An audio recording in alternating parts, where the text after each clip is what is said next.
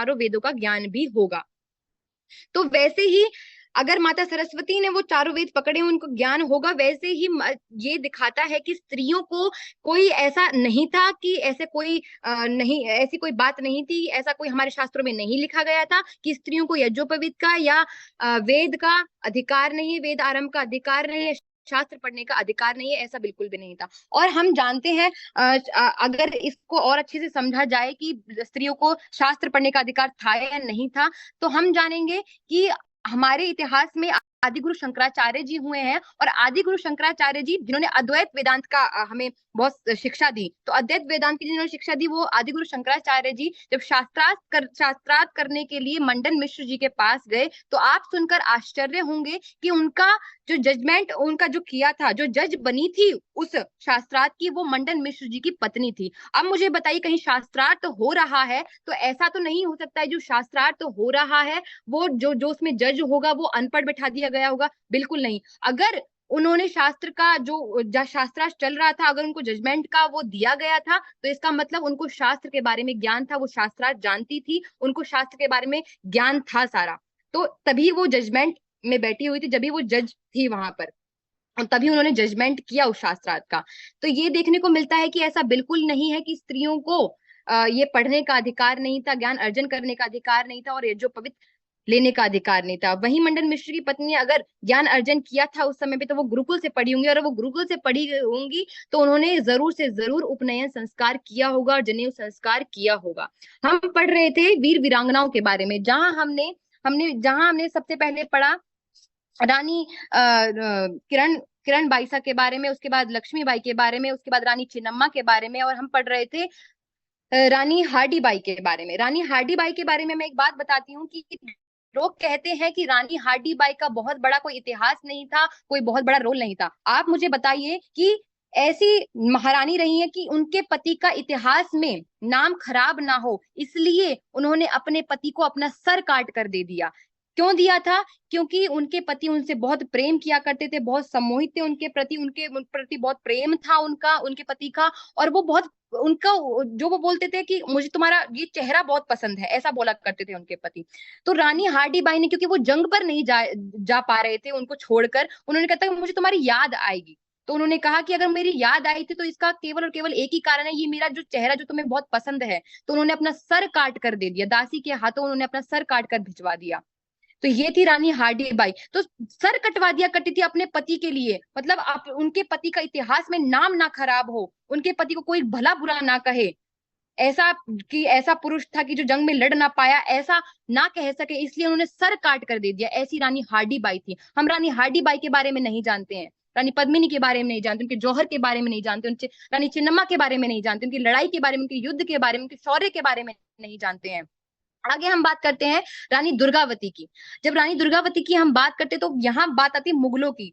उन्होंने मुगलों को कई बार परास्त किया। रानी दुर्गावती जो थी, रानी दुर्गावती एकदम स्वयं दुर्गा का रूप थी। और ये हम ऐसे जानेंगे, रानी दुर्गावती के जो पति थे उनकी मृत्यु हो गई थी 4 वर्ष बाद ही, उनके विवाह के 4 वर्ष बाद ही उनके पति का निधन हो गया था, और 3 वर्ष का पुत्र नारायण उनके हाथ में था, और गढ़ मंडला उनका जो राज्य था वो हाथ में था। तो अपने पुत्र नारायण को संभालते हुए उन्होंने 16 वर्ष गढ़ मंडला का रक्षण किया, गढ़ मंडला पर राज किया, और वो राज करते करते उन्होंने मुगलों के 3 जो राज्य थे, उन्होंने वो 3 राज्य भी अपने नाम करवाए, मतलब उनसे युद्ध किया और अपने नाम करवाए। वो 3 जो जहां मुगलों ने अपना स्थापना कर ली थी, अपने राज्य बना लिए थे जो हमारे भारत में आके, उन 3 राज्यों की उन्होंने युद्ध कर कर अपने नाम किए, और बहुत सारी जो संपत्ति जो उससे आई थी उस दौरान, अपने राज्य जो उन्होंने संभाला उसके दौरान जो संपत्ति आई थी उन 3 राज्यों से, उनसे उन्होंने मंदिर बनवाए, मठ बनवाए, कुएं बनवाए, बावड़ी बनवाए और धर्मशालाएं बनवाई।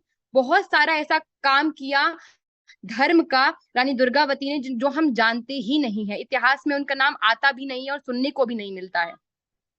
और आप जानकर हैरान होंगे कि अंत में जब वो लड़ रही थी, अंतिम युद्ध में जब वो लड़ रही थी, तो उन्होंने खुद अपनी छुरी से अपना सीने में अपनी छुरी भोंक ली और खुद अपने हत्या कर ली, खुद मर गई, बलिदान हो गई।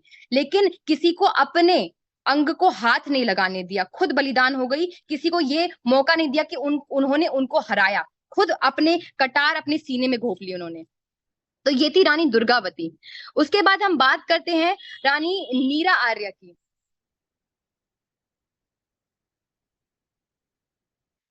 उसके बाद हम बात करते हैं रानी नीरा आर्य की। जब हम नीरा आर्य की बात करते हैं तो हमने बहुत नाम नहीं सुना है इनका, लेकिन हम एक बात जानते हैं कि एक ऐसी नारी थी जिन्होंने मतलब हम ऐसे पहचान के लिए ऐसा बताया जाता है इतिहास में कि ऐसी नारी थी जिनका स्तन काटने का प्रयत्न किया था इन अंग्रेजों ने, तो वही थी नीरा आर्य। नीरा आर्य आजाद हिंद हिंद फौज की रानी झांसी रेजिमेंट की सिपाही थी। एक मामूली सी सिपाही थी, क्या मतलब था उनका इतना ज्यादा बलिदान करने का। आप जानिए उनका इतिहास जब आप जानेंगे तो आश्चर्य होगा आपको। क्योंकि नेताजी सुभाष चंद्र को जब उनके पति ने गोली मारी, क्योंकि उनके जो पति थे श्रीकांत जी, उनके पति थे, वो अंग्रेज सेना में अफसर थे, अंग्रेज सेना में अफसर थे और अंग्रेजों के बहुत वफादार थे, अंग्रेज भक्त थे। तो उन्होंने नेताजी सुभाष चंद्र को गोली मारी, और गोली नेताजी सुभाष चंद्र को नहीं लगी, उनके ड्राइवर को लगी थी। और जैसे ही उन्होंने देखा कि उनके पति ने गोलियां दागने की कोशिश करी है उनके नेताजी सुभाष चंद्र बोस पर, तो उन्होंने अपने पति की हत्या कर दी। उन्होंने अपनी पति की हत्या कर दी उसी दौरान। और उसके बाद क्योंकि पति की हत्या की है, उसके बाद उनको काले पानी की सजा हुई, और काले पानी की सजा के दौरान वो बताती है कि उन्होंने बहुत सारी ऐसी पीड़ाएं सहन करी, बहुत सारी उनकी पीड़ाएं दी गई, बहुत सारे उनके साथ ऊपर जुल्म किए गए। उसी दौरान उनसे ये पूछा गया कि सुभाष चंद्र बोस जिंदा है या नहीं है, तो उन्होंने क्या कहा कि वो तो मर गए हैं। क्योंकि सुभाष चंद्र बोस जी जिंदा थे और उनको पता था वो कहाँ है, तो उनसे निकलवाने का प्रयास किया गया, उन बहुत प्रयत्न किए उन्होंने। तो वो जो कैंची होती है जिससे ये पेड़ों के जो एक्स्ट्रा पार्ट काटे जाते हैं, तो पेड़ों को जो एक्स्ट्रा पार्ट काटने वाली जो कैंची होती है उनसे उनके स्तन को काटने का प्रयास किया गया, क्योंकि वो बहुत धारदार नहीं थी वो कैंची। तो वो कटने का कटा तो नहीं, लेकिन उनको बहुत सारी पीड़ाएं, ऐसी बहुत सारी पीड़ाएं दी गई। हम जानते नहीं है नीरा आर्या जी के बारे में। उसके बाद हम बात करते हैं दुर्गा भाभी के बारे में। जब हम दुर्गा भाभी के बारे में बात करते हैं तो ये जो हमारे ये सेनानी रहे हैं, स्वतंत्रता संग्राम में जो सेनानी रहे, उनमें से जो एक महिला स्वतंत्रता संग्राम सेनानी थी वो रानी ये भाभी दुर्गा जी थी। चंद्रशेखर आजाद के पास जो पिस्टल थी, जिन्होंने अपनी हत्या करी जिस पिस्टल से चंद्रशेखर आजाद जी ने, वो दुर्गा भाभी ने ही दी थी उन्हें। और हम ये जानते ही नहीं है कि ये बम बनाने का जो घर में जो बम बना करते थे, मतलब पहले उस दौरान चंद्रशेखर आजाद जी जब इस आजादी के इस उसको लड़ रहे थे, तो जो ये बम बना करते थे घर में, भाभी दुर्गा जी इनको घर में बनाया करती थी, पिस्टल घर में बना दिया करती थी। हर प्लान का हिस्सा थी ये। भगत सिंह, राजगुरु और सुखदेव के साथ ये फांसी तो नहीं चढ़ी, लेकिन उनके हर प्लान का ये हिस्सा थी। और हर प्लान का हिस्सा, एक प्लान ऐसा भी था जिसमें ये भगत सिंह की पत्नी भी बनकर जाती हैं इन अंग्रेजों से छुपने के लिए, छुपकर ये भगत सिंह की पत्नी भी बनकर जाती हैं दुर्गा भाभी। तो हर प्लान का हिस्सा रही है उनके। और इन्होंने बहुत सारे ऐसे कार्य करे उनके साथ मिलकर, लेकिन छुपकर। इनका नाम इसलिए कोई नहीं जानता क्योंकि इन्होंने छुपकर सारे काम करे। इन जब भी ये लोग घर से बाहर निकलते थे आजादी के लिए, जब भी आजादी के लिए घर से बाहर निकलते थे, तो ये दुर्गा भाभी, रानी ही कहा जाएगा वैसे तो इनको, दुर्गा भाभी तिलक करके उनको बाहर भेजा करती थी। तो ये थी दुर्गा भाभी। इन्होंने बहुत काम तो नहीं किया आगे आकर, आगे आकर तो कोई बहुत काम नहीं किया, लेकिन पीछे से उन्होंने बहुत बहुत सारा ऐसा काम किया जो उनकी बहुत सहायता सहायता करी थी सुखदेव, राजगुरु और भगत सिंह की। ये थी दुर्गा भाभी जी। मैं थोड़ी इसलिए अटक रही हूँ क्योंकि मेरे नेटवर्क में प्रॉब्लम आ रही है, तो मैं सोच रही हूँ कि कहीं नेटवर्क ना कट जाए। तो अगर मेरी आवाज में थोड़ा लड़खड़ाहट दिखे तो वो इसलिए ही है, तो मैं इसके लिए क्षमा चाहूंगी। तो ऐसी नारियां रही हैं हमारे इतिहास में, और भी बहुत सारी ऐसी नारियां हैं, ऐसी वीर वीरांगनाएं जिनके बारे में, जिनके इतिहास के बारे में हम नहीं जानते। और एक बात आप ध्यान रखिए कि धर्म की स्थापना करने के लिए हर युग में केवल और केवल स्त्री को ही चुना गया है। आप देखिए, सतयुग में माता दुर्गा को चुना गया, त्रेता युग में माता सीता को, द्वापर में द्रौपदी को, और आप मानिए और ना मानिए, अगर आज कलयुग में धर्म की स्थापना हुई तो उसका कारण केवल और केवल नारी ही है। क्योंकि आज की नारी ऐसी हो गई है कि वो फ्रीडम के नाम पर बहुत कुछ लेना चाहती हैं।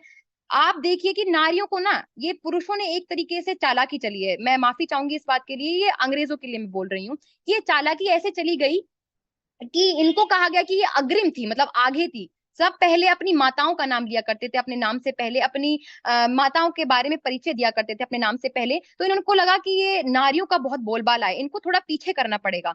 तो इन्होंने कहा कि देखिए, तुम्हारे साथ तो बहुत अन्याय हुआ गया है, तुम्हारे साथ तो बहुत बहुत अन्याय किया गया है, तुम्हें तो शादी कर कर घर भेज दिया जाता है दूसरे घर, तुम्हें तो बच्चा पैदा करवाया जाता है, तुमसे तो घर के काम किए करवाए जाते हैं। तो ऐसा इनके मन में विचार डाले गए, और जब ऐसा इनके मन में विचार डाले गए तो इनको कहा गया कि तुम्हें फ्रीडम चाहिए, तुम्हें फ्रीडम लेनी ही पड़ेगी। और उस फ्रीडम के नाम पर आप देखिए आज क्या हो रहा है। आज महिला सिगरेट पीने का फ्रीडम मांगती है, छोटे कपड़े पहनने का फ्रीडम मांगती है, दारू पीने का फ्रीडम मांगती है, लेकिन कोई महिला, जब कोई कथावाचक, कोई पंडित अपने पंडाल में ये कहता है कि नारियों को यज्ञोपवीत लेने का अधिकार नहीं है, या नारियों को गायत्री मंत्र पढ़ने का अधिकार नहीं है, तो कोई महिला फ्रीडम के नाम पर खड़ी नहीं होती है कि बताइए कि क्यों नहीं है हमें गायत्री मंत्र पढ़ने का अधिकार। बताइए कहाँ लिखा हुआ है कि नारियों को गायत्री मंत्र नहीं पढ़ना चाहिए, यज्ञोपवीत नहीं लेना चाहिए, शास्त्र शिक्षा नहीं लेनी चाहिए? ये क्यों नहीं क्वेश्चन करती हैं? लेकिन क्वेश्चन तब करती हैं आज की नारियां जब उनको कहा जाता है कि आपको दारू नहीं पीने दी जाएगी। अरे क्यों नहीं पीने दी जाएगी? नहीं पीनी चाहिए। क्यों नहीं पीनी चाहिए? तो यहाँ फ्रीडम की बात करती हैं। मुझे समझ नहीं आता है कि आज की महिलाएं जो सही जगह पर फ्रीडम की बात क्यों नहीं करती हैं। आज उनको पति चाहिए राम जैसा, लेकिन खुद सीता जैसी नहीं है। वो माता सीता जिनके पिता के घर कोई वैभव का कमी नहीं थी, उनके ससुर के घर पे कोई वैभव की कमी नहीं थी, बल्कि उनको तो कहा भी नहीं था कि आपको भी वनवास जाना पड़ेगा, लेकिन क्योंकि पति को आज्ञा मिली है वनवास जाने की और पतिव्रता थी, उन्होंने 5 मिनट के अंदर अपने सारे गहने उतार कर दे दिए, आभूषण उतार कर दे दिए, और एक साधारण से वस्त्रों में आ गई और कहा चलिए मैं भी आपके साथ चलती हूँ। तो आज की नारियों को सीता होना पड़ेगा, तभी उनको राम मिलेंगे। उनको राम चाहिए लेकिन खुद सीता बनने के लिए तैयार नहीं है। अरे सीता आप छोड़िए, आप देखिए लक्ष्मण जी की जो पत्नी थी, लक्ष्मण जी की पत्नी को क्या मिला? कुछ भी नहीं मिला। केवल उनको एक आज्ञा दी उनके पति ने कि आप इस घर का, इस कुल की रक्षा करना, आप मेरी माताओं की रक्षा करना और उनका ध्यान रखना। और एक केवल पति के इतने कहने पर उर्मिला जी ने पूरा अपना जीवन न्यौछावर कर दिया। 14 वर्ष, 14 वर्ष उन्होंने माताओं की सुरक्षा में दे दिए, 14 वर्ष माताओं की सेवा करने में दे दिए, लेकिन एक प्रश्न तक नहीं पूछा कि क्यों जा रहे हो अपने भैया के साथ, आप यहीं रहो। आज ऐसा हो सकता है? कोई ऐसा भाई हो सकता है? कोई ऐसी पत्नी हो सकती है? नहीं हो सकती। तो मैं यही कह रही हूँ कि हम महिलाओं के बारे में कितना जानते हैं? हम जरा भी नहीं जानते, और हम अपने इतिहास पर प्रश्न चिन्ह लगा देते हैं कि क्या किया है महिलाओं ने। अगर हम रानी एक मैं आपको बताती हूँ कि रानी जीजाबाई के बारे में हम बहुत कम लोग जानते हैं। तो रानी जीजाबाई, हम इतना जानते हैं कि छत्रपति शिवाजी की माता थी, और उनके अलावा हम कुछ नहीं जानते हैं कि आज माताओं को कैसा होना पड़ेगा। आज माताओं को रानी जीजाबाई जैसा होना पड़ेगा। तो जीजाबाई, हमारे आचार्य जी ने एक स्टोरी हमें सुनाई थी, मुझे वो बहुत अच्छी लगती है। उन्होंने बताया है कि एक 10 वर्ष का जो बच्चा है वो खेल कर घर आता है, और घर आने के बाद अपनी माता से कहता है कि माता मुझे भूख लगी है, मुझे खाना दे दीजिए। और इतना कहने के बाद माता कहती है कि बहुत हो गया खेलना, अब तुम्हें खाना नहीं मिलेगा, पहले उस किले को जीत कर लेकर आओ, तब तुम्हें खाना मिलेगा।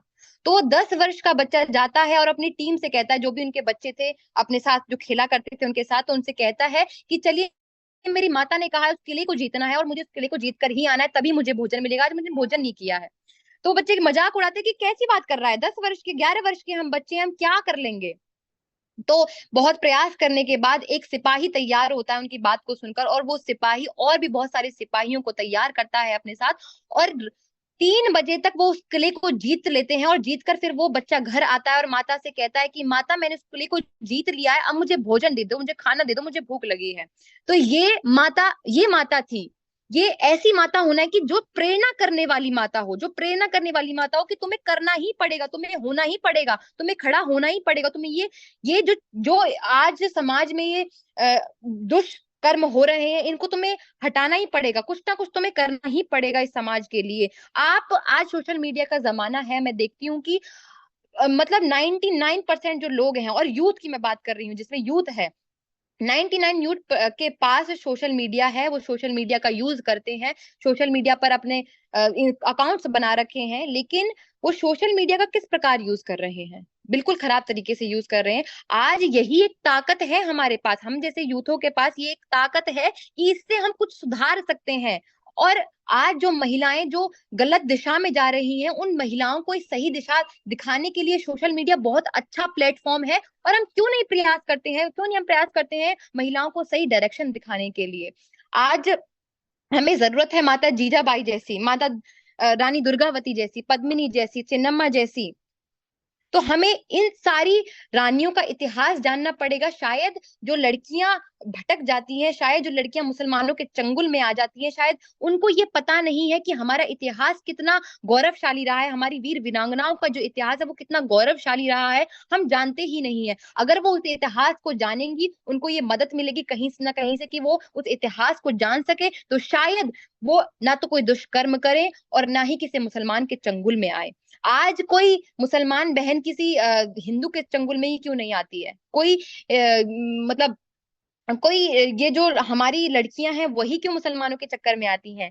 इसका केवल और केवल ये कारण है क्योंकि उनको उनके इतिहास को पढ़ाया जाता है, या मान लीजिए उनको जो उनकी उनके ग्रंथ है, जो भी उनका है, वो उनको पढ़ाया जाता है, बचपन से उनको सिखाया जाता है। हमारे हमारे भीतर यही कमी है जो मैं माता जीजा बनने की बात कर रही हूँ। आज जीजाबाई जैसी होनी चाहिए, क्योंकि प्रेरणा करने वाली होनी चाहिए माता। माता को ये पता होना चाहिए कि मेरा जो बच्चा है वो सीख क्या रहा है, कर क्या रहा है, कहाँ उसका ध्यान है।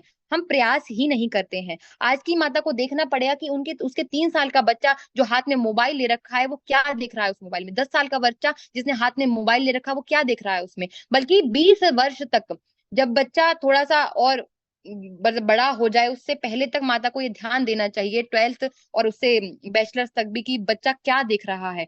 क्योंकि आज हम लड़कियों पर तो रोक लगा देते हैं कि ये नहीं करना वो नहीं करता, लेकिन लड़कों पर नहीं ध्यान दे पा रहे हैं। ये ऐसा हो चुका है, आप ये मानेंगे कि ऐसा हो चुका है कि लड़कों पर थोड़ा कम ध्यान दिया जा रहा है और लड़कियों पर थोड़ा ज्यादा ध्यान दिया जा रहा है, फिर भी समाज में कुछ नहीं हो रहा है। खैर, कि लड़कों पर भी ध्यान देना पड़ेगा कि वो कहीं बाहर जाकर किसी की बहन बेटी को तो नहीं छेड़ कर आ रहे हैं। आपको कम से कम, ज्यादा नहीं तो गीता का जो एक अध्याय, एक श्लोक, या गीता के कितने श्लोक हैं, वो तो कम से कम हमारे भाई बहनों को, हमारे बच्चों को, हमारे माता बहनों को ये सिखाना पड़ेगा कि कितने अध्याय गीता में है, क्या वो सीख रहे हैं। एक श्लोक तो कम से कम उनको आना चाहिए। उनको ये पता होना चाहिए हमारे शास्त्र कितने हैं, हमारे शास्त्र में क्या क्या लिखा हुआ है, हमारे वेद कितने हैं, ये सब उनको पता होना चाहिए, कितने उपनिषद, ये सब उनको पता होना चाहिए। और मैं ये चाहती हूँ कि ज्यादा ना बोलते हुए मैं ये चाहती हूँ कि जो भी आज मैंने इतिहास माता बहनों का जो बताया, अपनी वीर वीरांगनाओं का जो इतिहास बताया है, वो ज्यादा नहीं तो अपनी केवल एक बहन को या एक बेटी को या किसी को, एक महिला को ये बताया जाए और उनको बताया जाए कितना गौरवशाली हमारी वीर वीरांगनाओं का इतिहास रहा है। ये बताकर उनको बताया जाए कि हम जो कर रहे हैं वो क्या कर रहे हैं और हमें क्या करना चाहिए, क्या जरूरत है समाज को देने की। और हम ही वो हैं जो भगत सिंह जैसे, राजगुरु जैसे और चंद्रशेखर आजाद जैसे पुत्रों को जन्म देती हैं, वही माताएं होती हैं, और उनको अपने बच्चों को कैसा बनाना है ये जान सके। तो मैं अपनी वाणी को यहीं विराम देती हूँ।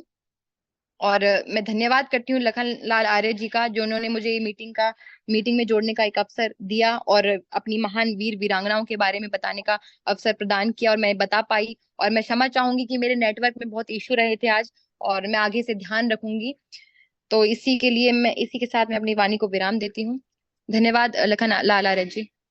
बहुत बहुत आभार मीनाक्षी जी। और वीडियो खोल करके अगर बोलेगी तो जो 70-75 लोग जुड़े थे वो बराबर में यथावत जुड़े रहते हैं। लोगों को ये लगता है ना, सामने सुनने की एक आदत सी बन गई है। डॉक्टर अखिलेश जी शर्मा मैं का हमारा बिल्कुल, मैं क्षमा इसलिए चाहती हूँ, मैं दोबारा से मैं ये प्रयास कर रही थी, ऐसा ना हो कि मेरी ऑडियो फिर से कट जाए, नहीं नहीं नहीं, मेरी अब नहीं आवाज कट तो कम से कम जाए। अब नहीं कटेगी, क्योंकि आपने नेटवर्क सही कर लिया था पहले। जी। गौतम खट्टर जी को हम सुने, उसके पूर्व हम आशीर्वाद दिला दें आपको। Doctor Akhilesh Sharma, professor, Jalgaon, Maharashtra. जी। जी नमस्ते जी। नमस्ते जी। बहन मीनाक्षी जी का बहुत बहुत धन्यवाद। उन्होंने बड़ा सुंदर आज सभी हमारे जो कि पुराने श्रोता, नए श्रोता, सभी को माताओं बहनों के विचारों से, उनके इतिहास से परिचित कराया।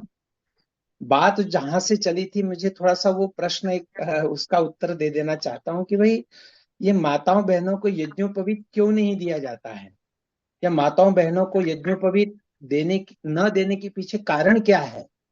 तो उसका सबसे बड़ा जो कारण देखिए कि गायत्री मंत्र का उपदेश न देना। जो पौराणिक लोग जो हैं वो जानबूझ करके बात कहते हैं कि महिलाओं को गायत्री मंत्र का उपदेश नहीं दिया जाता। जब गायत्री मंत्र का उपदेश नहीं देंगे तो वेदों का अध्ययन अध्यापन भी नहीं होगा। तो इसका सीधा सीधा उत्तर उन्हें हमें ऋग्वेद के मंत्रों से ही देना चाहिए, क्योंकि ऐसे लोग वेदों से ही मानते हैं।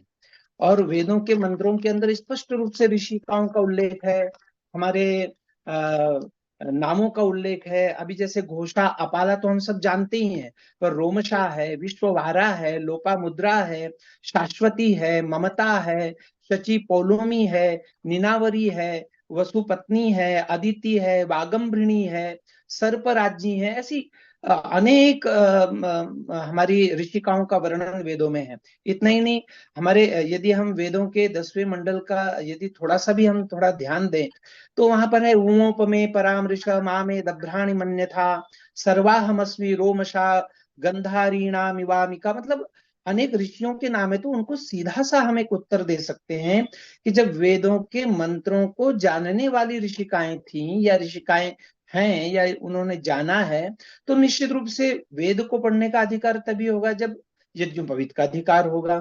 अभी आज ही मैं एक पोस्ट पढ़ रहा था और उसमें बड़ा उन्होंने उल्लेख अलग ढंग से किया था कि पुरुषों की 24 नाड़ियां, गायत्री मंत्र में 24 अक्षर होते हैं और पुरुषों के अंदर ये 24 नाड़ियां होती हैं। और फिर उन्होंने कहा कि महिलाओं के अंदर 2 नाड़ियां कम होती हैं और इसलिए ऐसा ऐसा। मतलब आजकल क्या हो गया है कि जैसे मुसलमान भी अपनी किसी भी बात का एक तथाकथित वैज्ञानिक रूप उसको देने का प्रयत्न करते हैं, ऐसे ये लोग भी करते हैं। अब दूसरी बात, बहन जी ने जो एक बात बताई कि भाई यदि महिलाओं को हम सुशिक्षित कर सकें, बहनों को जागृत कर सकें, तो वो मुसलमानों के चुंगल में नहीं फंसेंगी। तो उसके 2 कारण हैं जो मुझे लगता है कि 2 कारणों से वो महिलाएं नहीं फंसती हैं या हमारी जो फंसती हैं। तो उसका मतलब मुख्य कारण जो मुझे लगता है, एक सबसे बड़ी बात है कि हम में, अर्थात जो हम जिनको हिंदू समझते हैं, हम उच्छृंखल हो गए हैं। और चूंकि उनके यहाँ कन्याएं या उनके यहाँ पुरुष भले ही उच्छृंखल दिखाई देते, पर उन्होंने महिलाओं को एक प्रकार से डर के साये में उन्होंने रखा हुआ है। तो या तो फिर हमें भी महिलाओं के ऊपर ऐसा कुछ डर बनाना पड़ेगा, क्योंकि आप कितना भी ज्ञान दे दें। और फिर एक बात, सबसे बड़ी बात आती है कि कामांधो नहीं वो पश्यति कामांध। कामांध व्यक्ति कुछ नहीं देखता है जब। तो या तो हम उन्हें सही ढंग से जागृत करें, उत्तम ढंग से यदि जागृत करेंगे तो निश्चित रूप से हमारी भी माताएं बहनें इन विधर्मियों के चंगुल में फंसने से बच जाएंगी। और यदि हमने गड़बड़ कर दी तो या तो फिर हमें भी वैसा डर बनाए जैसे उन्होंने वस्त्र पहना रखे हैं जानबूझ। यदि उनकी भी महिलाएं इस प्रकार से जैसे हमारी महिलाएं घूमती हैं, यदि उनकी भी घूमे तो निश्चित रूप से वो भी उन्हें भी भ्रष्ट होने में कोई देर नहीं लगेगी। वो केवल अभी डर के साए में है, बस यही एक सबसे बड़ा उनका कारण है। हम वैसा नहीं रखना चाहते हैं, हम ज्ञान देना चाहते हैं। और ज्ञान में कितने लोग समझ पाते हैं, कितने लोग नहीं समझ पाते हैं, वो उन लोगों का विषय रहता है। तो ये कुछ बातें मुझे कहनी थी आदरणीय बहन जी मीनाक्षी जी को भी, और हमारे भाई आदरणीय खट्टर जी भी बहुत अच्छा इसी उपनयन के विषय में बोल रहे थे। आजकल यदि हम देखें तो हमारे जो आर्य परिवार है, हमारे परिवारों में भी अनेक महिलाएं अब जनेऊ या उपनयन संस्कार उनका नहीं हो पा रहा है। जिनका हो भी जाता है वो भी जब बड़े होकर के विवाह आदि कर लेती हैं तो चाहते हुए या नहीं चाहते हुए भी छोड़ देती हैं। तो इसके लिए हमें भी उतना ही जागृत होना पड़ेगा कि हम अपनी माताओं बहनों को जनेऊ दें और उन्हें प्रेरित करें कि भाई ये आपको रखना है। क्योंकि आज तो जब से आपने प्रश्न किया कि भाई हम अधिकार दे रहे हैं तो कोई ये अधिकार नहीं मांग रहा है या ये प्रश्न नहीं कोई उठा रहे कि हम क्यों नहीं जनेऊ पहन सकती हैं। क्योंकि हमारी भी माताएं बहनें ये सब झंझटों, वो तो आजकल मंगलसूत्र पहनने के लिए तैयार नहीं है, तो फिर जनेऊ पहनने की बात क्या हम उनसे कर सकते हैं। मतलब कुछ हमें थोड़ा सा व्यवहारिक भी होना पड़ेगा। बहुत जी हम बहुत जी जी। तो मैं अब अधिक न कहते और भी हमारे विद्वान हैं। आज वास्तव में मुझे आनंद हुआ कि हम अभी तक मीनाक्षी जी को केवल व्हाट्सएप पर देखते थे या कोई छोटी छोटी रीलों में देखते थे। आज ये प्रत्यक्ष भी उनके दर्शन हुए और धन्यवाद। बहुत अच्छा लगा। आप ऐसी ही प्रेरणाएं देती रहें। जी जी। हमने आपकी बहुत सी रीलों को जो है तो फॉरवर्ड किया है कि कम से कम लोग सुने जाने, जी तो बड़ा अच्छा लगा।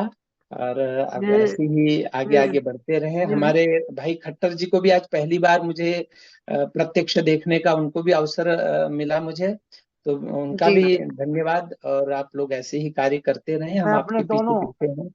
भाई जी जी। गौतम खट्टर जी और मीनाक्षी जी को बता दूं, हमारे डॉक्टर अखिलेश शर्मा जलगांव महाराष्ट्र में असिस्टेंट प्रोफेसर हैं। आपके जी पिताजी स्वामी अमृतानंद जी आर्य समाज के बहुत बड़े सन्यासी हैं। आपकी बुआ जी भी सन्यासी हैं आर्य समाज की, लेकिन पिताजी का नाम सुना होगा स्वामी अमृतानंद जी, और अभी भी वो स्वस्थ हैं। उन्हीं के आप सुपुत्र हैं, पूरा आर्य परिवार है।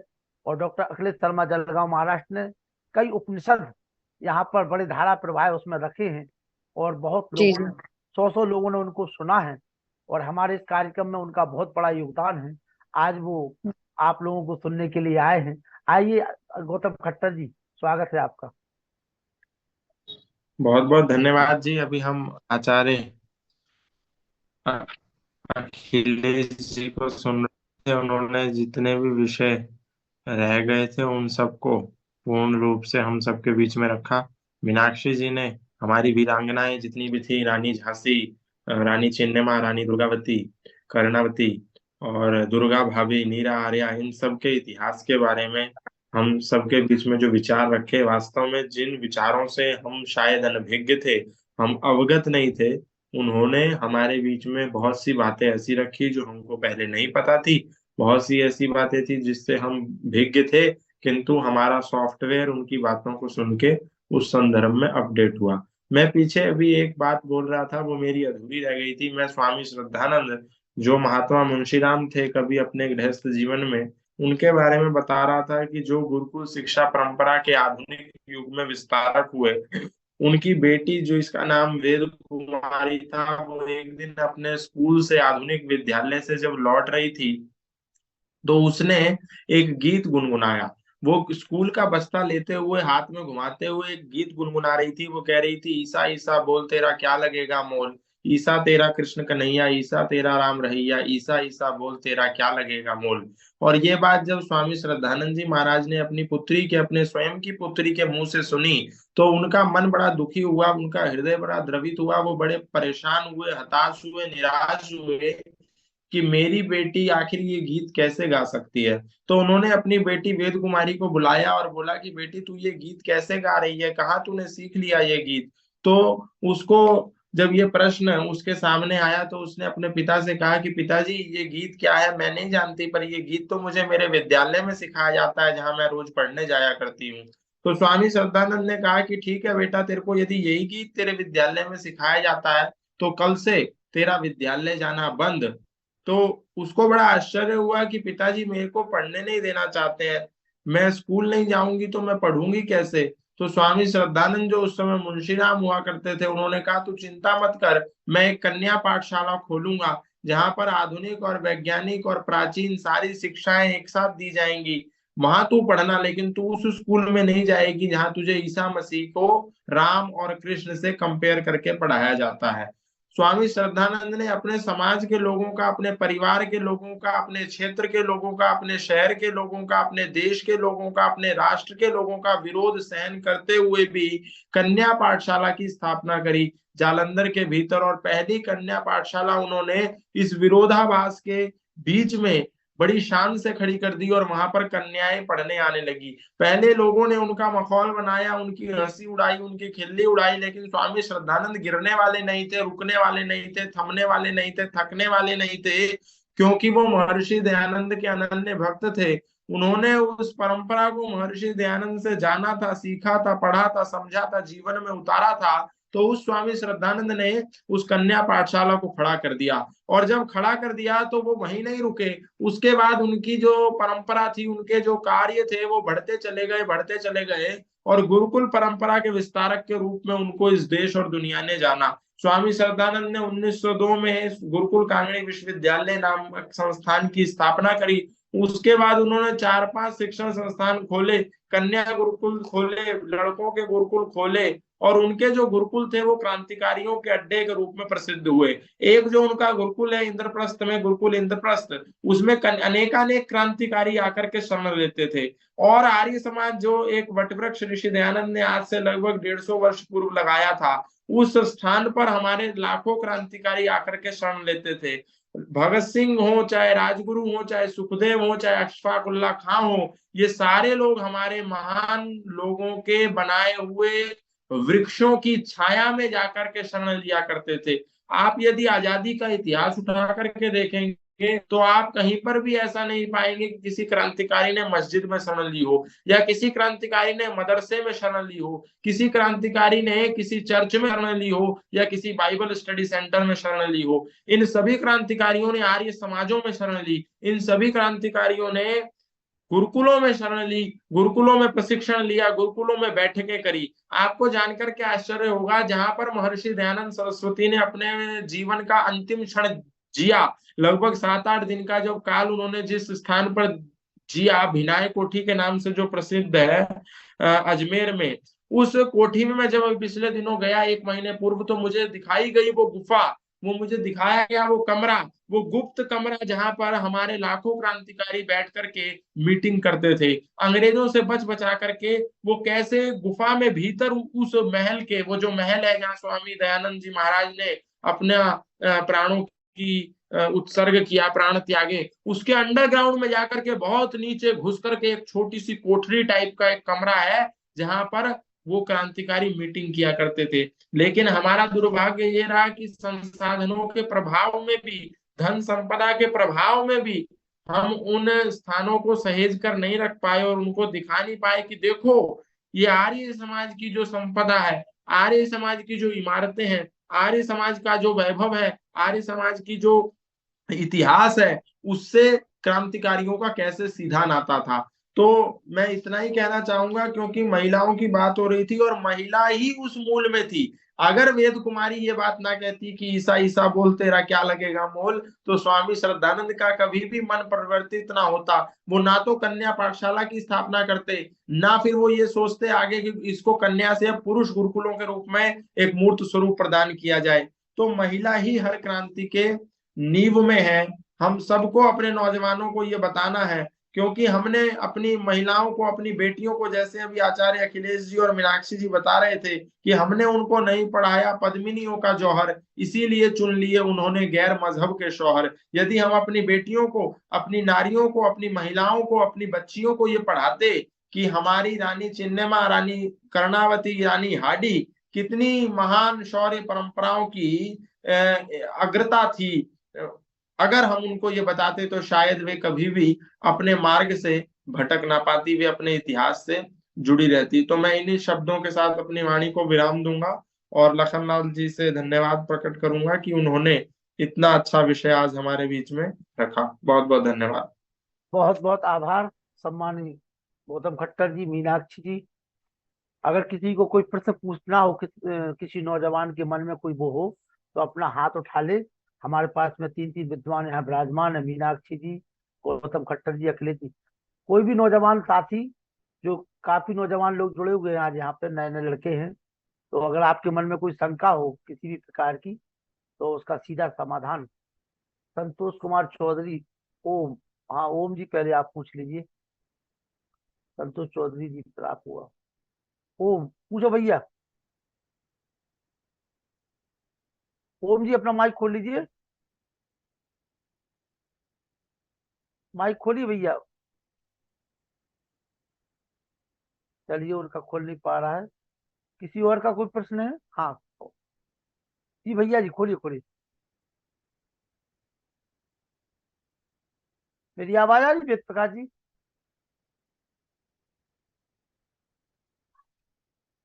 हाँ भैया खोल लीजिए, अपना माइक खोल लीजिए, कुछ तक नहीं कर पा रहा। हाँ खोल गया। हाँ बोलिए, बोलिए बोलिए। नमस्ते।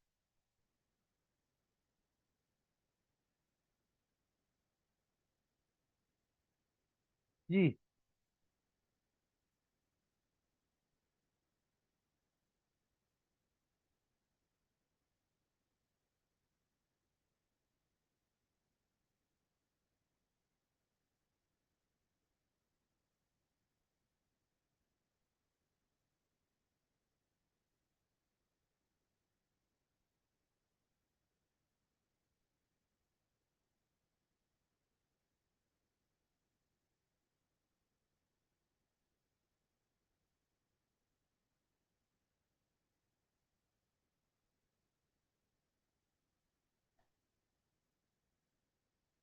चलिए हम गौतम जी से मिलकर के एक बार आप अपना नंबर दे दीजिए, व्हाट्सएप नंबर दे दीजिए, मैं नोट कर ले रहा हूँ। गौतम जी, हाँ जी, नंबर दीजिए अपना व्हाट्सएप। लिख दिया उसने, चैट बॉक्स में लिख दिया, चैट बॉक्स में लिख दिया भैया। गौतम जी ठीक चैट है, बॉक्स ठीक, में आ गया ठीक। हाँ धन्यवाद। संतोष कुमार जी पूछे गौतम जी से क्या पूछ रहे हैं। संतोष कुमार जी पूछे, आवाज नहीं आ रही है। आवाज आ रही है, पूछिए। हाँ हाँ, मैं ये क्वेश्चन पूछना चाह रहा था। देखिए, हमारे शास्त्र में बेटी और बेटे को गीता नहीं पढ़ाई जाती है, और मुस्लिम शास्त्र को वह कुरान पढ़ाने के लिए दी जाती है। 4 साल के हो या 5 साल के हो या 10 साल के हो, छोटे छोटे बच्चे को पढ़ाए जाते हैं कुरान। हमारे छोटे बच्चे को क्यों नहीं पढ़ाए जाते हैं? विशेष की कोई किसी को नहीं पढ़ाए जाते हैं। माँ पिता ये नहीं बोलते कि बेटा ये पढ़ लो, ये नहीं बोलते हैं, लेकिन मुस्लिम के पिताजी माताजी बोलते हैं कुरान पढ़ो, जाओ तुम पढ़ने जाओ, सीखने जाओ। लेकिन हमारे हिंदू में माता पिता यही नहीं बोलते बच्चे को तुम गीता पढ़ो, लेकिन स्कूल भेजेंगे लेकिन गीता चलिए नहीं पढ़ाएंगे। हाँ संतोष जी आपका प्रश्न समझ गए गौतम जी, तो जवाब सुन लीजिए। देखिए क्या है, ये लगभग 250 साल तक हमारे मन में एक बात, एक विचार घुसाया गया, एक इन्फिनिटी कॉम्प्लेक्स डेवलप किया गया कि वेद तो गडरियों के गीत हैं, गीता पढ़ लेगा कोई बच्चा तो वो तो साधु बन जाएगा, सन्यासी बन जाएगा। ऐसी उल्टी उल्टी बातें हमारे दिमागों में, हमारे मन में, हमारे विचारों में घुसा दी गई। आप सोच के देखो, जगदीश चंद्र बसु ने तो 100 दिन तक एक शोध किया और पौधों को गालियां दी, बोला तुम बेकार हो, तुम नालायक हो, तुम किसी काम के नहीं हो, तुम कुछ नहीं कर सकते, तुम्हारा कुछ नहीं हो सकता, तुम्हारा कोई लाभ नहीं है। तो 100 दिन में वो पौधे मुरझा गए, 100 दिन में वो पौधे जड़ से खत्म हो गए, वो समाप्त हो गए। मतलब 100 दिन जगदीश चंद्र बसु नाम के वैज्ञानिक ने उन पौधों को गालियां दी तो वो खत्म हो गए। तो हिंदुओं ने तो 250 साल तक ये गालियां सुनी। अब 250 साल में हिंदू की चेतना नहीं मरेगी क्या? उनकी चेतना का अब एक प्रकार से मैं बोलूंगा विनाश नहीं होगा क्या? अब वो सोचते हैं कि गीता पढ़ लेगा तो मेरा बच्चा साधु बन जाएगा, लेकिन वो गीता के उस मूल को नहीं जानते कि गीता भी भगवान श्री कृष्ण ने उसको सुनाई जिसको आगे चढ़कर राजपाट चलाना था, जिसको अपार वैभव संपदा धन संपत्ति का पर हुकूमत करनी थी, अनासक्त भाव से उस पर शासन करना था। लेकिन गलत मिसकॉन्सेप्शन, इसीलिए ऋषि दयानंद ने सत्य सत्य अर्थ का प्रकाश करके जनता को बताया, और उन्होंने अंधकार में फंसे हुए लोगों को प्रकाश दिखाया, अविद्या में फंसे हुए लोगों को विद्या दिखाई। उससे पहले तो लोग ये भी नहीं जानते थे कि गीता पढ़नी भी चाहिए कि नहीं पढ़नी चाहिए। लोगों को पता नहीं था कि वेद होते भी है या नहीं होते। अभी तो बहुत अंधकार कम हो गया। पहले तो लोग समझते थे अच्छा वेद, तो बहुत सारे लोग ऐसे बोल देते थे धर्म के तथाकथित प्रचारक कि वेद नहीं होते जी, वेद तो लुप्त हो गए, वेद को तो कोई बकासुर नाम का राक्षस उठा के ले गया, वेद तो हाथियों का बोझा है, हाथी पर रखकर लाया जाता है, वेद ऐसे देख नहीं सकते, वेद दिखाई नहीं देते। ऐसी बहुत सारी बातें। महाभारत, महाभारत तो घर में रखना मत वरना महाभारत हो जाएगी। ये गलत प्रकार की जो धारणाएं, अवधारणाएं, मिसकॉन्सेप्शन, मिथ्स ये हमारे समाज में प्रचारित है। गीता तो बहुत छोटी सी चीज हो गई, वेद और महाभारत के बारे में इतनी बड़ी बड़ी गपोड़े प्रचारित हैं, वो सब हम सबको मिलकर के ही दूर करना है। जब श्रद्धानंद अपनी बेटी को सत्य का मार्ग दिखा सकते हैं तो हम क्यों नहीं? तो करना पड़ेगा, बहुत सारे लोग कर भी रहे हैं, और हम लोग भी अगर करें थोड़ा प्रयास तो हो सकता है। ऐसी बात नहीं है कि कहीं नहीं हो रहा है, बहुत जगह पे हो रहा है। आप देखो लखनलाल आर्य जी की बेटी गुरुकुल में पढ़ती है, उनका बेटा भी गुरुकुल से पढ़ा है। तो और लखनलाल आर्य जी को बहुत कोई समय नहीं हो गया इस अभियान, इस आंदोलन से जुड़े हुए। कई तो ऐसे भी लोग हैं जो 30-30 साल से जुड़े हुए हैं। एक हमारे आचार्य हैं गुरुकुल कांगड़ी में, वो वेद विभाग के प्रोफेसर हैं। तो वो बड़ी बड़ी बातें एक दिन कर रहे क्लास में कि वेद ये, वेद वो, ऋषि दयानंद ये, ऋषि दयानंद वो। मतलब पुरानी बात बता रहा हूँ, जब हम कक्षा में पढ़ते थे गुरुकुल कांगड़ी में, तो रोज जब कक्षा के बीच में वो उठते 10 मिनट के लिए कहीं चले जाते, उठते 10 मिनट के लिए कहीं चले जाते। प्रतिदिन का उनका नियम था, कक्षा के बीच में 10 मिनट के लिए वो जाते थे। तो एक दिन मैंने उनसे प्रश्न किया, मैंने कहा आचार्य जी आप रोज 10 मिनट के लिए कहाँ जाते हैं? वो हमें भारतीय ज्ञान परंपरा का विषय पढ़ाया करते थे गुरुकुल कांगड़ी में। तो प्रोफेसर साहब से मैंने पूछा कि आप रोज 10 मिनट का अवकाश लेके कक्षा के बीच में कहाँ जाते हैं? तो उन्होंने कहा कि मेरी बेटी को बस छोड़ने आती है यहाँ गुरुकुल कांगड़ी के गेट पे, तो बस मैं उसको लेकर के घर तक छोड़ने जाता हूँ। तो बस मैंने उनसे यही प्रश्न किया, मैंने कहा आप रोज यहाँ गुरुकुल शिक्षा परंपरा की बखान करते हैं, इसकी बातें कहते हैं, गुरुकुल शिक्षा परंपरा के महत्व के बारे में बताते हैं, और आपकी बेटी स्कूल में पढ़ती है, आपकी बेटी मैकॉले शिक्षा पद्धति से पढ़ती है। अरे आप स्वयं गुरुकुलों में पढ़े हुए हैं, गुरुकुल के प्रोफेसर हैं, वेद विषय को पढ़ाते हैं। यदि आप ही अपनी बेटी को, अपने बच्चों को गुरुकुल में नहीं पढ़ाएंगे तो फिर हम लोगों को क्या मतलब एक प्रकार से क्या लोगों को संदेश देंगे? वेद ही तो इस बात को कहता है, स्वेन कृतेन संवदेत कुर्वन्नेह कर्माणि। कर्म हमारा बोलता है, हम कर्म से ऐसा करें कि जनता देखे कि हाँ ऐसा करना है। बात हम रोज बोलते रहे वेद ये गुरुकुल ये, तो उससे नहीं होगा। तो लखन लाल आर्य जी से हम सब प्रेरणा लेते हैं कि उन्होंने अपने बच्चों को गुरुकुल में डाला, जबकि बहुत पुराने वो इस अभियान से जुड़े नहीं है। वो जुड़े, उनके मन में सत्य ने जगह बनाई, और उसके बाद जितना झूठ था उन्होंने कहा इसको हटाओ, अब इसी रास्ते पे चलना है। बेटों को, बच्चों को निकाल करके उन्होंने गुरुकुल में भेज दिया। जी गौतम जी 2008 के बाद जुड़ना होगा।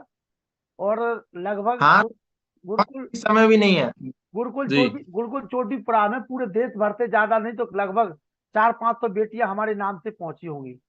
और गुरुकुल कुरुक्षेत्र में हाँ जहाँ बेटा पढ़ता है वहां पे मैंने कई जी जनपद से ही पूरे देश भर से कई बच्चों को भेजा है। और अभी एक नया काम पिछले 1-2 साल पहले भी करते थे। मोहल्ले के कुछ बच्चे हैं, छोटे छोटे बच्चे, उनको गायत्री मंत्र, वेद के बारे में, ईश्वर जी व प्रकृति के बारे में छोटे छोटे वीडियो आपने देखे होंगे स्टेटस वगैरह पे। तो जी जी जी प्रयास अगर हम करेंगे दिल से। अब देखिए हमारे गौतम खट्टर जी है, एक यूथ की उन्होंने एक टीम बनाई हुई है। ये जो मीनाक्षी जी हैं, और हमारी एक सहरावत बहन जी हैं, मुस्कान रघुवंशी जी हैं, और तमाम अच्छे अच्छे हम्म जो युवा साथी हैं, सब लोग मिलकर के सोशल मीडिया का इतना अच्छा उपयोग कर रहे हैं, इतना अच्छा उपयोग कर रहे हैं कि ये जो नए नए लोगों की आज टीम, कम से कम 74-75 लड़के जुड़े हुए थे, नए नए नौजवान, ये कहाँ से तैयार हुए? इनके मन में एक कशिश है, और कशिश शर्मा जी हमारे बीच में प्रकट हो चुकी हैं। आइए कशिश शर्मा जी। सभी को मेरी ओर से जय सिया राम। मेरा ये प्रश्न मीनाक्षी दीदी जी से है कि हम हमेशा से मैं ये देखते आई हूँ कि जब भी हमारे धर्म के लिए, हमारे सनातन धर्म के लिए कुछ करने की बात आती है तो लड़के बढ़ चढ़कर हिस्सा लेते हैं, परंतु लड़कियों का रोल बहुत कम होता है। तो हम सिर्फ मैं इतना कह सकती हूँ, हम ऐसा क्या कर सकते हैं कि लड़कियां भी हिम्मत करें और इसमें मतलब लड़कों के बराबर वो खड़ी हों और अपने धर्म को, अपने सनातन धर्म के लिए कुछ करें। जी, पहली बात तो ऐसा नहीं है कि लड़कियां नहीं उठती हैं, प्रयास करना पड़ता है। और धर्म के लिए तो घर से ही शुरुआत करनी पड़ती है। जब वो बगावत दिखती है, अ, अब माताओं में अगर ये चीज पहले से ही होगी कि वो ऐसा प्रयास करें। आप अभी क्या क्या आयु है अभी आपकी? मैं 18 साल की हूँ। 18 साल के आप हैं, और आप कहाँ शिक्षा ले रहे हैं? मैं जम्मू जम्मू एंड कश्मीर से हूँ, जम्मू में ही पढ़ रही हूँ। जी। तो आप कोई ऐसा धर्म ग्रंथ पढ़ रहे हैं फिलहाल में, कि कोई गीता, कोई रामायण, कुछ ऐसा पढ़ रहे हैं? मैंने महाभारत शुरू किया है पढ़ना भी। जी जी। तो जरूरी नहीं है कि उस लेवल पर ही जाकर कुछ करा जाए, कि बिल्कुल विद्रोह दिखा देना, तलवारें उठा लेनी है और मार काट कर देनी है। ऐसा कुछ नहीं करना है। आपको शुरुआत से शुरू करना पड़ेगा, जीरो से शुरू करना पड़ेगा ना आपको। आप शुरुआत करिए, पहले खुद उसका अध्ययन कीजिए, और खुद अध्ययन करके उसको प्रयास कीजिए कि आप कम से कम 10 नहीं तो एक व्यक्ति तक अपनी बात को पहुंचा सके। आप एक व्यक्ति को, जी, समाज सब जब सुधरेगा जब एक एक व्यक्ति को भी सुधारने का प्रयास करेगा। जरूरी नहीं है कि हम एक स्टेज पर खड़े होकर ही 10, 100, 1000 लोगों को सुधारने का प्रयास करें तो भी समाज सुधर सकता है। एक व्यक्ति को भी आप बदलने का अगर कोशिश करेंगे, एक व्यक्ति को भी अगर आप बदल सकते हैं तो भी बहुत है। तो आप छोटे लेवल पर प्रयास कीजिए, बड़े बड़े लेवल पर बहुत जरूरी नहीं है। और वैसे भी माताओं का एक, हम बोल देते हैं कि ये डिफरेंस क्यों खड़ा करते हैं लड़कों के बीच में, लड़कियों के बीच में, सब इक्वल है। जब ईश्वर ने ही वो डिफरेंस दिया है हमारे बीच में, तो हम क्या कर सकते हैं उस पे? माताओं का काम था कि घर में धर्म की स्थापना करनी, समाज में वो जो बच्चा, जब वो घर में धर्म की स्थापना करती थी तब वही बच्चा बाहर निकलकर समाज में धर्म फैलाया करता था। और पुरुष का काम था कि वो समाज में करें। तो जब हमें ये एक दायित्व दिया गया था कि हम बच्चों को सुधार सके, हम बच्चों को एक ऐसा निर्माता बनकर उनका निर्माण कर सके, वो हमें दायित्व दिया गया था। तो हम पहले सीखें, और ज्यादा नहीं तो कम से कम 1, 2 या 10 व्यक्तियों को भी अपनी बात पहुंचा सके, उनको भी कुछ अपने धर्म, अपनी संस्कृति, अपने रूट्स के बारे में बता सके, तो इतना भी बहुत है, ज्यादा की जरूरत नहीं। यही हिस्सा है हमारा, यही हिस्सेदारी है हमारी, यही योगदान रहेगा। हम खुद तो पढ़े पहले, है ना। धन्यवाद। धन्यवाद।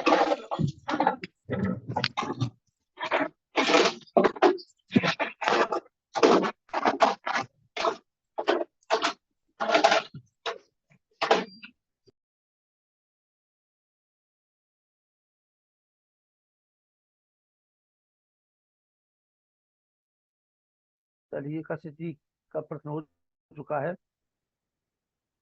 और किसी, कुणाल जी, कोई प्रश्न आपका हो? हमारे योगेश जी, जी सुकांत जी बोलिए। जी बहुत सुकांत। अच्छा, आपने तो अच्छे अच्छे आर्य समाज के हीरे जोड़ रखे हैं, इसके लिए मैं आपका धन्यवाद करना चाहता हूँ। और शंकाएं तो बहुत सारे ही हैं, अभी फिर करेंगे, नहीं, अब तो अगर कोई आपका समय हो रहा है। एक आध दो कोई शंका हो तो पूछ लीजिए। डॉक्टर अखिलेश शर्मा जी भी हमारे बीच में है, गौतम खट्टर जी भी हैं, जी पूछ लीजिए।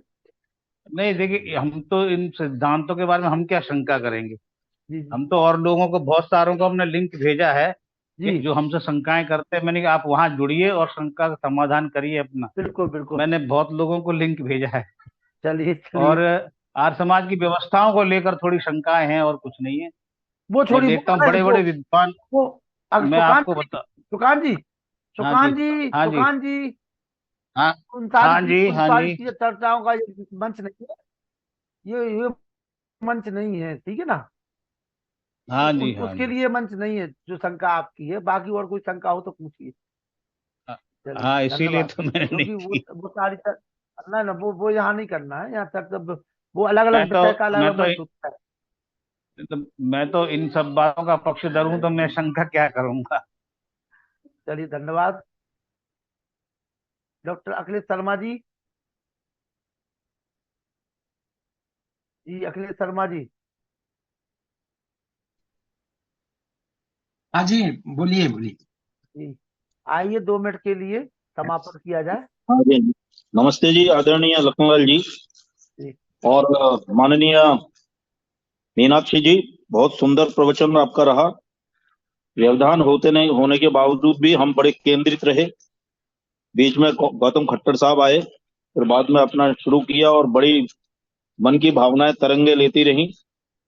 लेकिन और आपको बहुत बहुत शुभकामनाएं, फिर हम सुनते रहेंगे। लेकिन मेरा गौतम खट्टर जी लाइन पर हैं या नहीं है? चले गए हैं? खट्टर साहब आप लाइन पर हैं या नहीं है?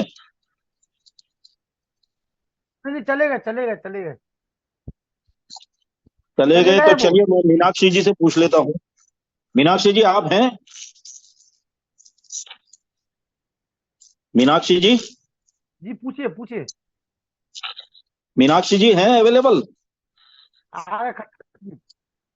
अरे आप पूछिए, खट्टर जी भी आ गए हाँ, आपको सुनकर। हाँ खट्टर जी, अरे आप बहुत पूछिए बहुत ना, पूछ नमस्ते। क्यों नहीं रहे आप? हाँ, मेरा प्रश्न ये है, मेरा प्रश्न ये है खट्टर जी। हाँ खट्टर साहब हैं? हाँ धन्यवाद। मेरा प्रश्न ये है, आप कितना समय कि ले रहे ये हैं जो भाई साहब?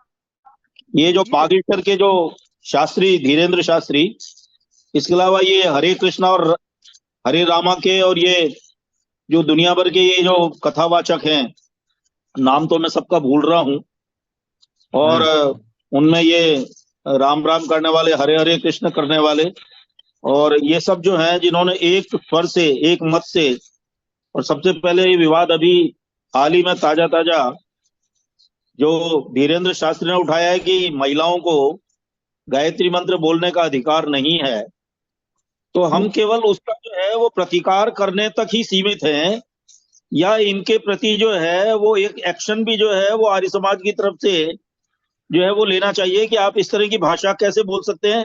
ये आलोचना नहीं है, अभद्रता है आपकी, ऐसा क्यों नहीं है? और यही बहुत ऐसा बड़ी कमजोरी है हमारी तरफ से। इसका ऐसा इसका निराकरण क्या हो सकता है? मैं उद्वेलित नहीं हो रहा हूं, लेकिन कोई निराकरण होना चाहिए कि इनकी जबान पर कैसे ताला लगाया जाए।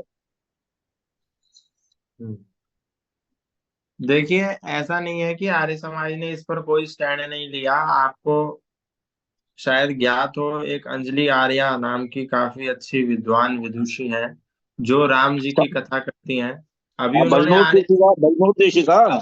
हाँ, उन्होंने कहीं ना कहीं आर्य समाज को, मैं समझता हूँ, आज आधुनिक काल में महिलाओं से, माताओं से, घर घर से जोड़ने के लिए जो राम कथा का जो वैदिक स्वरूप प्रस्तुत किया है, उन्होंने भी इन लोगों को शास्त्रार्थ की चुनौती दी। और वो वीडियो, वो संदेश काफी लोगों तक गया, पर इन लोगों ने शास्त्रार्थ की चुनौती को स्वीकार नहीं किया। और रही बात आपकी कि ये लोग कुछ भी बोल देते हैं, वो स्वाभाविक सी बात है। धीरेन्द्र कृष्ण शास्त्री जो भागवत करते हैं, वो भागवत का प्रथम श्लोक ठीक से पढ़ नहीं पाए। और जब वो पढ़ नहीं पाए तो पौराणिक जगत ने ही उनको कहा कि भैया तुम भागवत तो कर रहे हो, पर कम से कम श्लोक का उच्चारण तो सही से करो।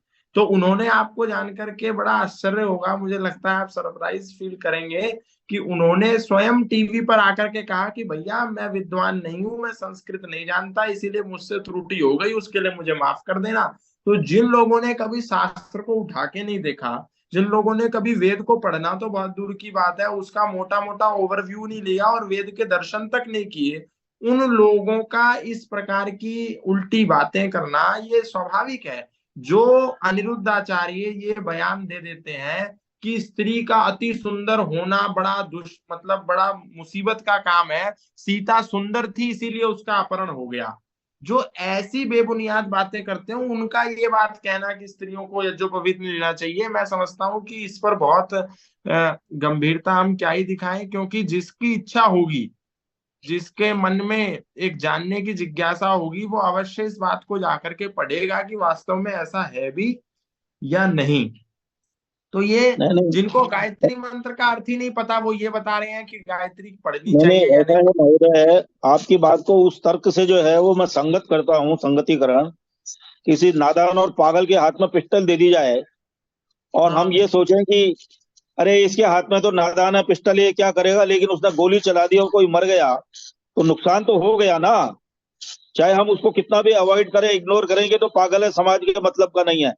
तो जिन लोगों को श्लोक बोलने नहीं आता, गायत्री मंत्र का शुद्ध उच्चारण नहीं आता, शर्मा जी शांति और पाठ ये करें। धीरेन्द्र शास्त्री जैसा ऐसे बेवकूफी वाले जो है वो ये यज्ञोपवीत धारण करने का महिलाओं को अधिकार नहीं है और गायत्री मंत्र बोलने का अधिकार नहीं है, उनकी जुबान काट ली जाए, इस तरह का, हालांकि खैर शब्द नहीं बोला लेकिन यही मतलब है उनका। तो चलो हम उनकी नादानी मानते हैं, हम आपके कहे अनुसार इग्नोर भी करें, लेकिन हमारे जो है वो आर्य जगत का और एक आर्ष जो है वो चीज का नुकसान तो हो गया ना इस चीज से। चलिए, आवाज की बंद हो गई। हेलो वेद प्रकाश जी, मेरी आवाज आ रही है? वेद प्रकाश शर्मा जी नमस्ते। नमस्ते। चलिए शांति पाठ करें। अच्छा, और यस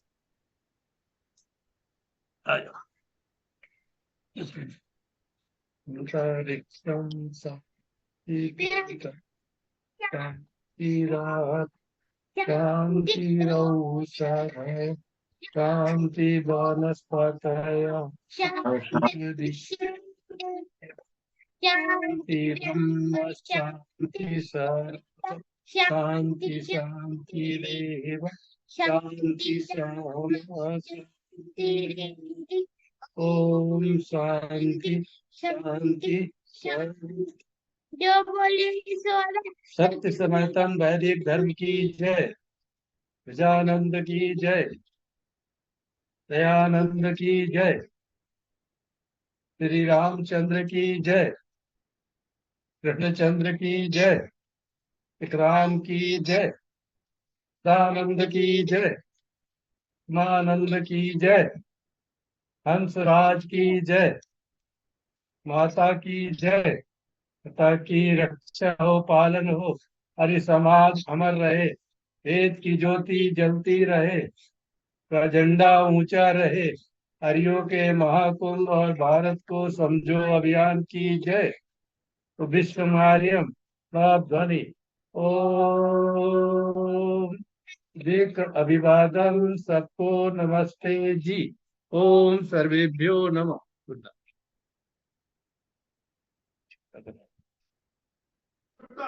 सभी को सादर नमस्ते। कल मुलाकात करते हैं।